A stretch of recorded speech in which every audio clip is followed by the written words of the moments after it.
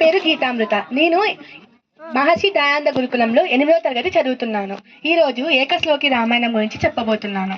ఏకశ్లోకి రామాయణం అంటే వాల్మీకి రామాయణంలోని 24,000 శ్లోకాల మొత్తం సారాంశం కథను ఒక్క శ్లోకంలో చెప్పే అద్భుత శ్లోకం.